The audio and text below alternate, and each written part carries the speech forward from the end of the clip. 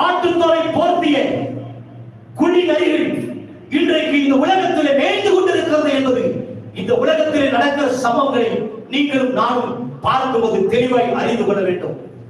ஒருவேளை தீர்க்க தரிசனங்களை நாடி தேடி ஓடுகிற உங்களுக்கு சொல்லுகிறேன், ஒருவேளை நீங்கள் அப்படி போனீர்களானால் கடைசி நாட்களிலே கள்ள தீர்க்க தரிசிகளுக்கு நியமிக்கப்பட்டிருக்கிற கந்தகமும் அக்னியும் இருக்கிறதான கடைசி நித்திய நரகாக்கினைக்கிலே நீங்களும் நானும் போய் பங்கடைவோம் என்பதிலே எந்த சந்தேகமும் இல்லை.